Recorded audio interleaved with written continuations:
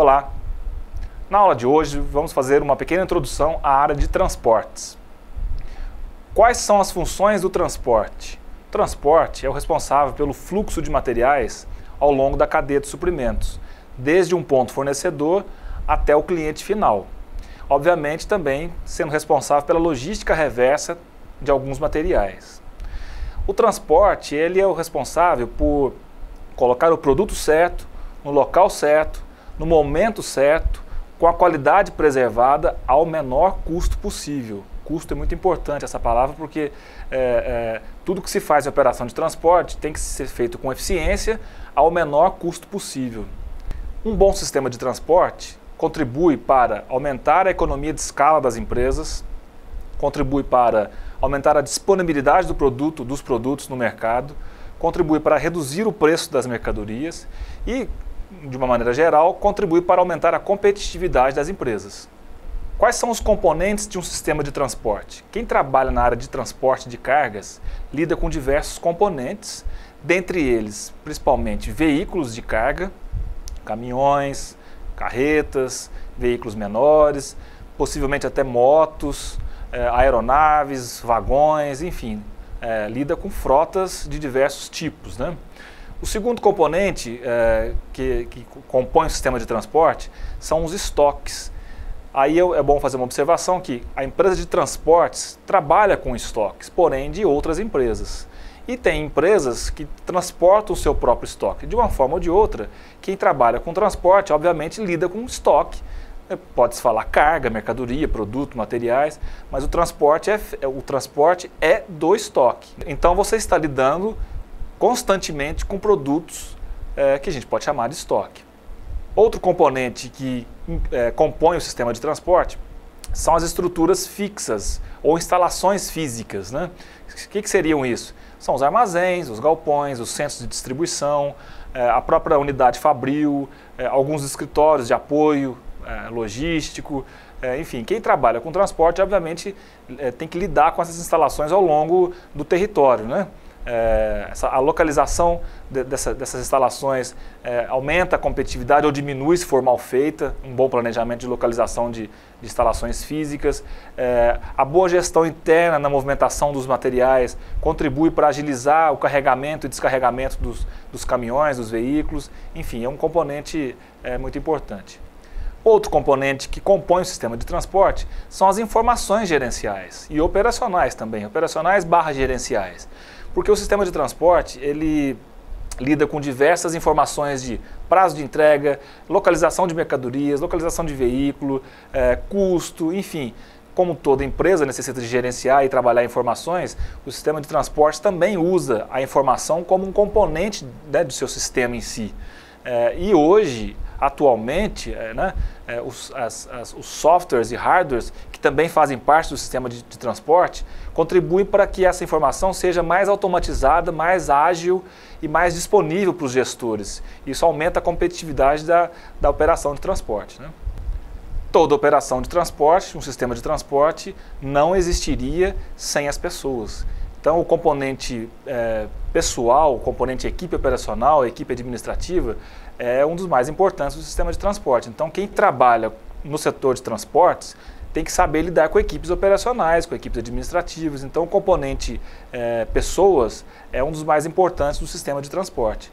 E uma observação sobre esse componente mão de obra, né, é que uma equipe operacional tem as suas peculiaridades para se trabalhar com uma equipe operacional. Por exemplo, normalmente os motoristas que fazem parte da equipe é uma mão de obra que nunca está no local físico, está sempre em movimento, sempre longe. Então, gerenciar uma equipe à distância tem um componente aí dificultador, né? Além do que eles trabalham em campo, tem um estresse adicional, então o gestor tem que saber lidar com esse tipo de situação.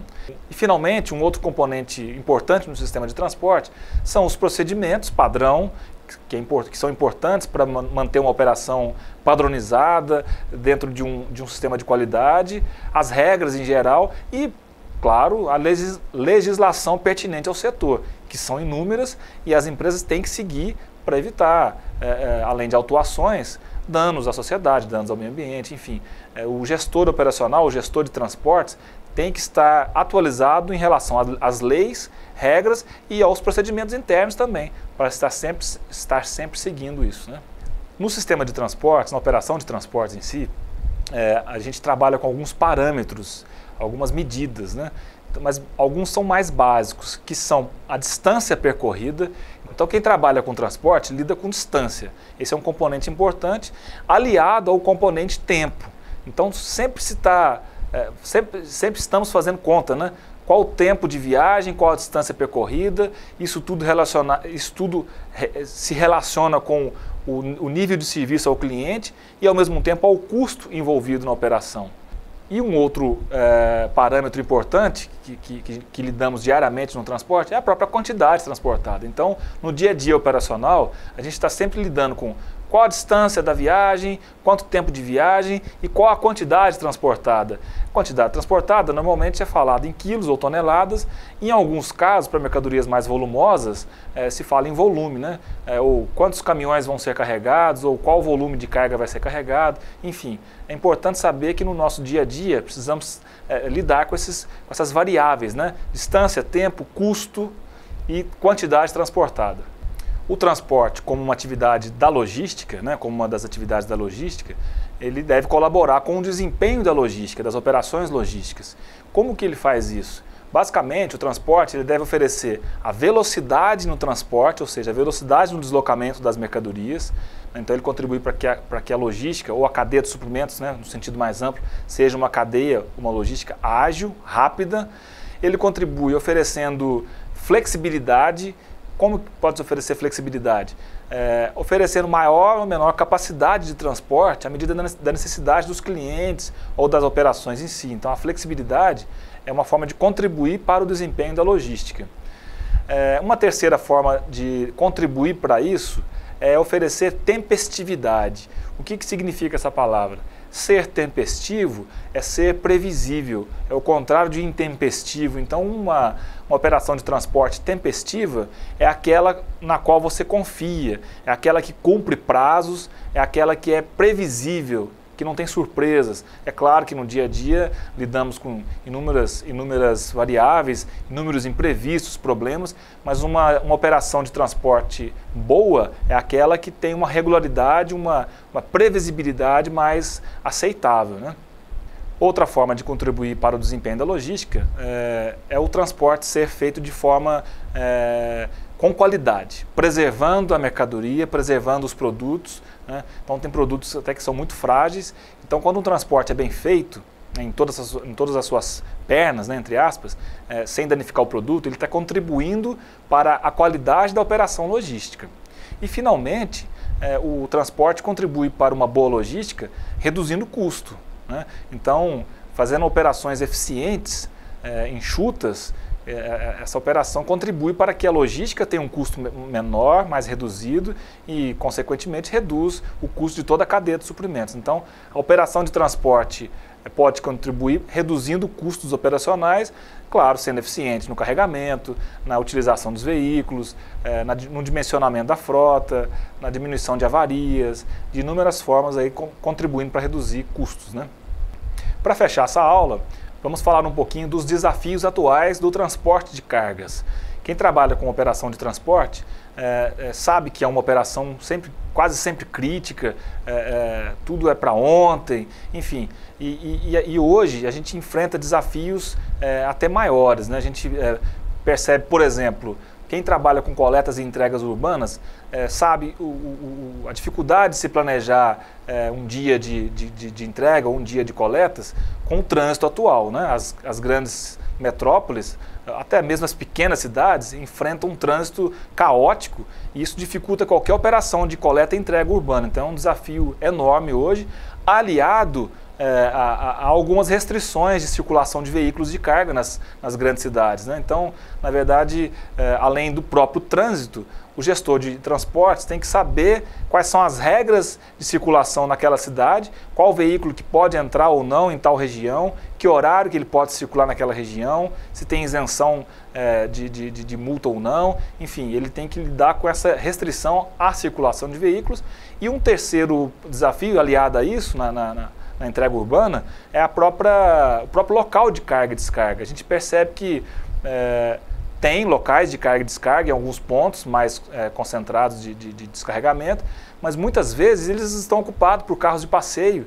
Então a gente percebe muito bem isso andando pelas cidades, que os veículos de carga ficam parados em fila dupla, enquanto que os de passeio ocupando o local de carga e descarga, e alguns me relatam que ficam circulando nos quarteirões à espera da vaga aparecer. Então é um desafio a mais. O local apropriado para descarregar está ocupado por um veículo de passeio, ou às vezes até por outro veículo de carga, devido à concentração de entrega naquele horário, pela restrição de circulação, pode realmente também ser um gargalo ali também, né? Outro desafio enfrentado pelos gestores de transporte é a regularidade exigida de entrega. O que está acontecendo? Normalmente, o gestor procura consolidar a carga. O que é isso? Encher um caminhão para fazer uma entrega com um caminhão mais cheio, né? Ele aproveita a viagem.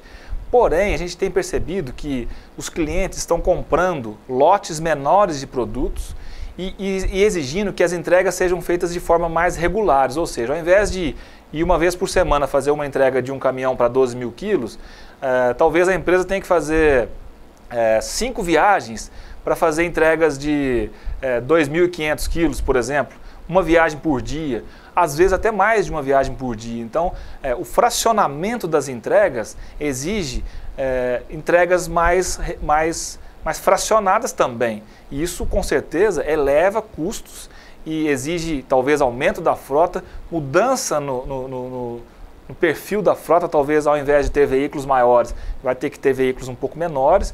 Então, muda um pouco aí o desafio para o gestor. Além disso, a exigência por entregas rápidas tem sido cada vez mais constante, né? A gente sempre fala no setor que o cliente sempre quer para ontem.